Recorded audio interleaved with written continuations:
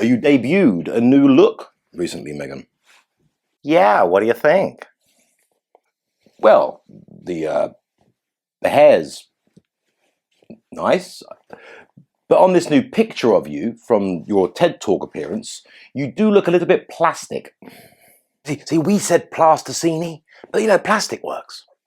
It's just that sometimes some of us, right, we're lucky enough that even when we're in our early, mid-40s, you can still have those days where your skin's just like perfect, like radiant.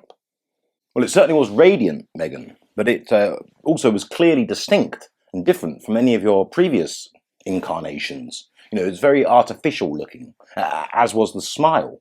In fact, the skin, smile, and straight hair combo was so artificial it complemented, if indeed matched, the artifice of your nature.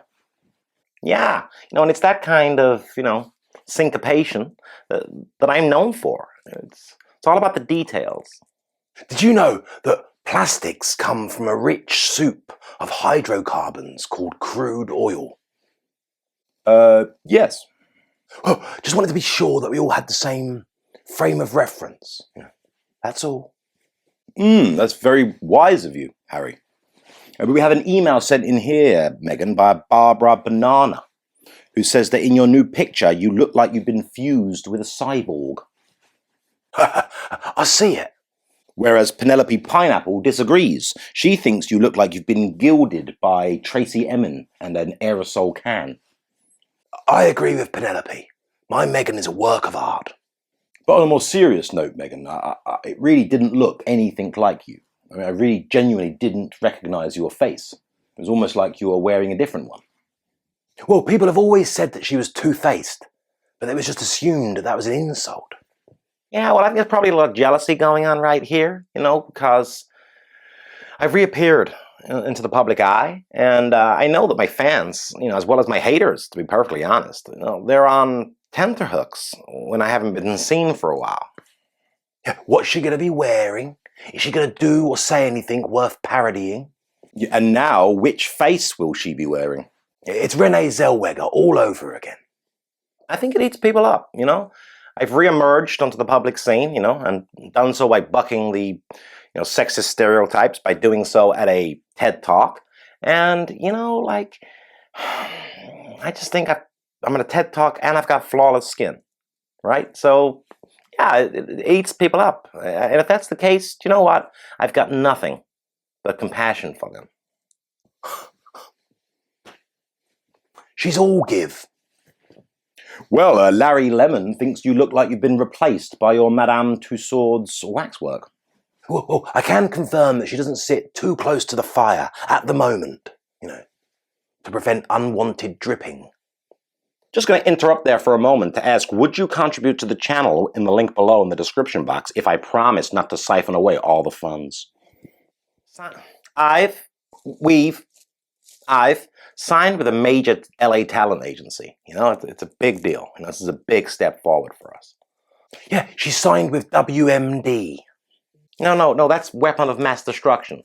The thing we never found after we invaded Iraq? Oh, yeah. Which is also my family's nickname for you.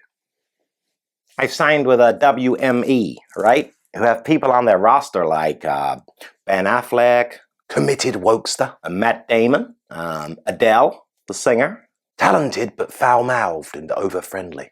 And of course, my close, dear friend, Serena Williams. Used to play tennis. Successfully. She once got a set off John McEnroe. Right, so you've signed on to one of these elite talent agencies. Which in itself is a reality-bending irony. A company which showed profits of $4.04 billion in 2021. Success and money are synonymous, right? And that's the only reason we even want money. So we know we've been successful, right? And, anyone who knows us will know that what's most important to us is to do our bit in the world. Successfully. Right. So we have to make money from it, right? Like, to know that we're being successful.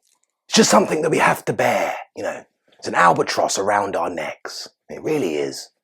Okay, so your unhappy pursuit of money continues. You're looking to get involved in making rom-coms, or so we read. Yeah, rom-coms and, just feel-good TV mainly, right? Like things that enhance and don't diminish. Things that uplift and include rather than suppress and exclude. Sure. I've got no idea what you mean, of course. I mean, I understand the words, but they've been weaved together in a modernist terminology, which invariably means it will be a wokological indoctrination as well as mindless distraction. Word for word what was stated back at Mission Control this morning, Cobalt. You're a really talented sort of guy. You should consider signing up for this agency, WMD or E or whatever. Well, it's maybe a little bit of voiceover work, to help pay the bills. No, I don't think they actually deal with people like yourself. I think they're more specialized in A-listers, right? Oh. Yeah, I'm sure there'd be many agencies that'd be suitable for people like you, but this one's more for people like me. People who stop traffic, She does have a point, Cobalt, actually. I'm sorry. I shouldn't have suggested it. No, you shouldn't have. Then you left me with the job of cleaning things up and getting out of this. Yeah, but you could have just said it was an agency just for people who lived in LA or California. You didn't have to bring up and mock his lack of, fame and importance. Oh, yeah. Well, that's the way I like to do things. Charming. But returning back to your new TV career, we hear that you won't be returning to acting, Meghan. Thank God. But that this step does take you a lot closer to making Archwell the billion-dollar player in Tinseltown that you've always so obviously wanted. Yeah, maybe, but it's not what we've got our focus on right now. Oh.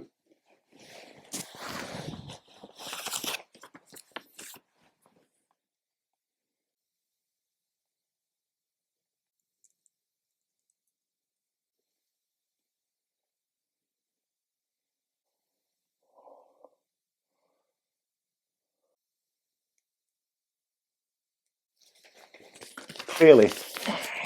There's been a lot spoken about a certain interaction, or rather non-interaction, between you two recently. We're talking a certain sporting venue, a certain big screen entreaty to share a kiss, and a certain rejection on your part, Meghan, leaving Harry to look like a husband who's been unceremoniously bumped into the friend zone. You cheeky rapscallion. We knew you'd bring that up. Yeah, and it wasn't really a rebuff. I'm just not really a kiss on screen kind of girl. No, as we saw in Suits. Yeah, I think it was the situation. We had thousands of people round us that my Meghan didn't know. She's the shy and retiring type. Yeah, if we'd been somewhere familiar that she was comfortable with, she would have got stuck in. You know what I mean? Wouldn't you, my little banoffee pie? She finds it very difficult to resist me. Almost impossible. Watch this. Kissy, Meghan. Kissy. No, please, Harry. That a girl. You show some restraint. She's a role model for the girls of today's generation. She really is. Is that right, Meghan? You didn't want to be caught on camera smooching with your husband?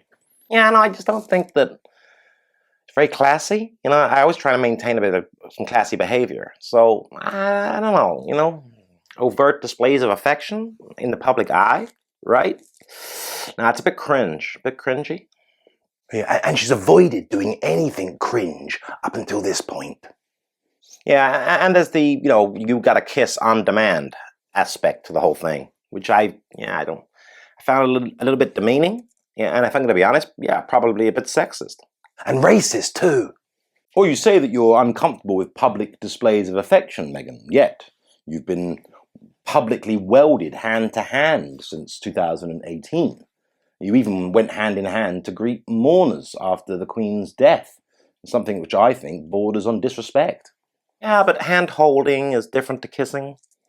Let me just get a pen to record that. Yeah. Kissing is different to hand-holding. Oh, God. This stuff's priceless. Yeah, and there's this implication with hand-holding, one of like inseparability. And also it demonstrates the power that I have over H in the way that he doesn't feel comfortable in these public situations without the calming presence of my hand. Yeah, she started wearing a glove recently. Yeah, hygiene and all that. Well, it's almost as though you go to great lengths to humiliate Harry. Oh, no, that's not true. I simply deny that. She does no such thing, Cobalt.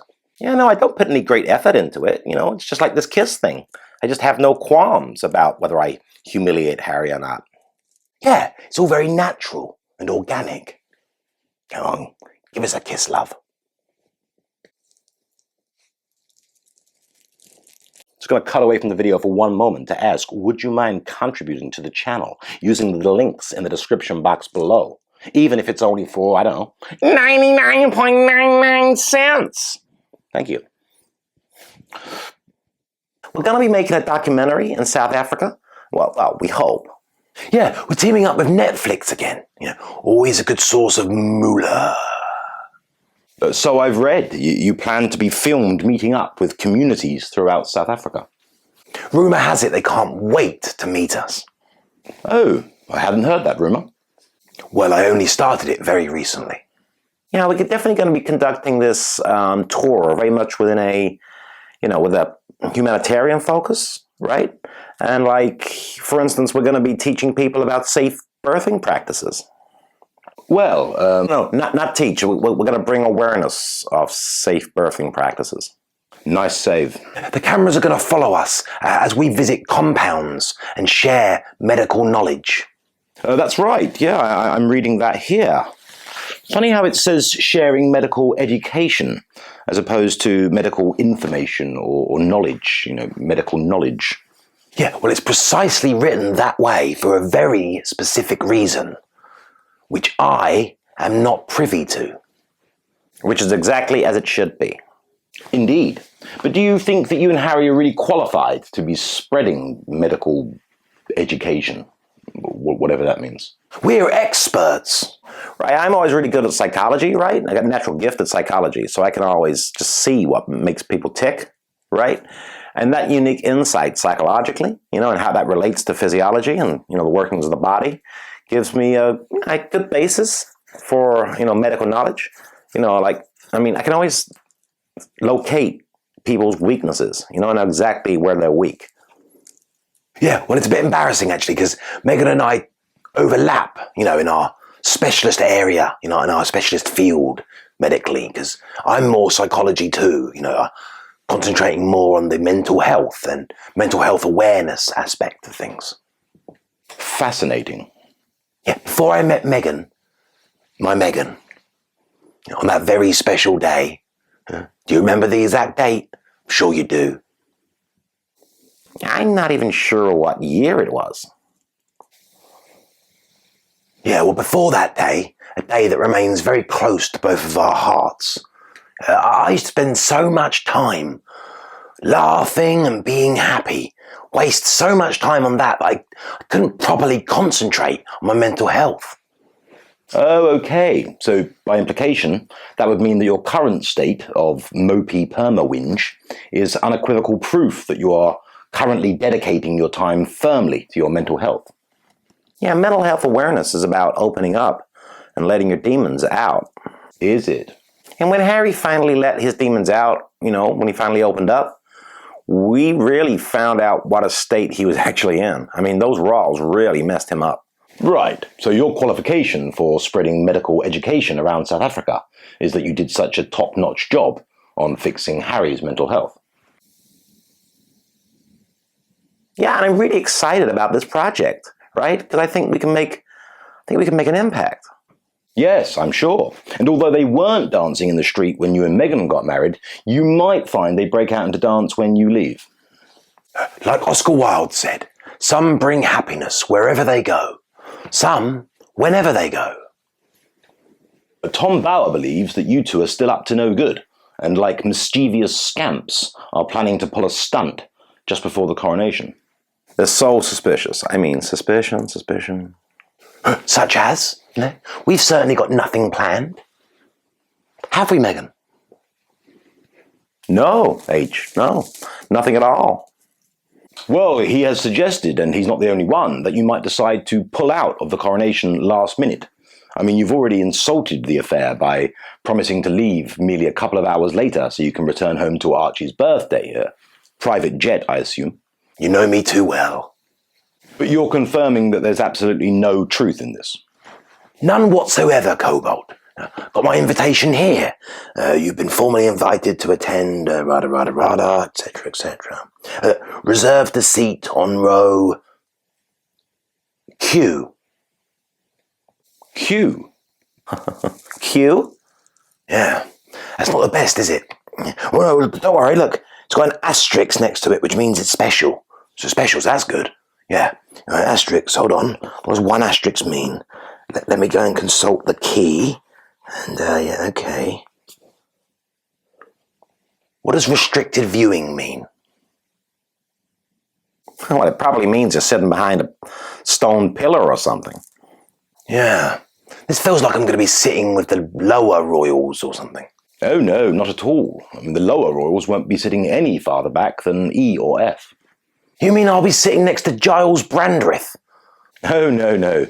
Nowhere near Giles. You'll be sitting next to James Corden. You know, I am so sad I'm not going. Yeah. No, this must be a mistake. No, I must have got James Blunt's invitation by accident. Oh, these royals are something else. I can't believe it. They really are something else. No, we've got to laugh, Harry. I mean, we've got to laugh. Is this what we've been reduced to? Is this what I've been reduced to? Well, it's the kind of thing that happens if you listen to charlatans who promise you futures that are only believable with the rampant denial of facts that is so popular nowadays, clothed as they are in terms like my truth or lived experience. They're two of my favourites. Well, cling on to them, because they are what you traded reality for. A fact that is never fully appreciated until the brutality of reality comes in to shatter all perceptions. You're being awfully quiet. Sorry, what? Sorry, what do you mean all these new ventures I've been announcing are just shameless stunts that aim to deflect attention away from the coronation? Well, I couldn't sum it up more precisely than that. On the whole, my Meghan likes to keep her head down, and out of public attention. But, granted, you're right. Recently, she's had some good news. She just wanted to share it with the world. Well, she'd been pretty quiet for weeks, months even, standing back silently while she let you promote your disastrous bile-filled grumble about the pains of being a prince, your book Spare. What are you talking about? It was an instant literary classic. Yeah, I didn't really get involved in Harry's book tour because, that was him. That was all him. That didn't involve me at all. I didn't really want to muscle in on the attention. God forbid. Yeah, she let me get all the credit for the book. Very wise. But that's not really characteristic of you, though, is it, Meghan? What do you mean? Well, we haven't forgotten your engagement announcement interview where you hardly let Harry or the interviewer get a word in as you prattled on about inanities and trivialities in that irritatingly affected voice you have, unconcerned about whether the things you were saying were relevant or even true. My Meghan doesn't let the normal parameters of conversation get in the way of her communication, Relevance, truth, interest. She doesn't let those things concern her. Yes, we've noticed that every time she opens her mouth. I mean, let me put it this way. Harry said a lot of harmful and spiteful things, right, about his dear, dear family. I didn't really want my reputation, sullied by such a diatribe, It's bad for your cosmic karma. You basically told me what to write. It does seem a little coincidental, Meghan, that you're announcing all these new things and projects just weeks and days before the coronation after remaining quiet for months and months. Yeah, no, it's just a coincidence. Things in life go in ups and downs, peaks and troughs. For the last few months, I've been quiet for me. I've just been at home and watching the staff bring up my children. But now I'm on an upward slope again. Yay, things are starting to happen. A new hair, new skin, a new face, generally. Big screen kiss rejection, new TV production career, and possibly a new Netflix series wandering around South Africa telling people about mental health, probably. Helping them come to terms with their inner mental turmoils. Yes, yes. And all these developments all came about at one time, coincidentally, just before the coronation. Did they, Meghan? There's a certain tone I'm detecting to your line of questioning here, Dr. Jackson. One that implies that I'm some kind of, what, scheming harpy? Yep, definitely some harpy implications going on here, Cobalt. Oh, the Harposcope 8000. S-Class. Hello friends, for those of you who enjoy our content and would like to see more videos released more regularly and with greater variety, we'd very much appreciate you considering supporting the channel. I've left 2 links in the description box below, one to Patreon, where you can sign up for monthly support, and one for PayPal, where you can make a singular donation if that would be your inclination. Thank you very much.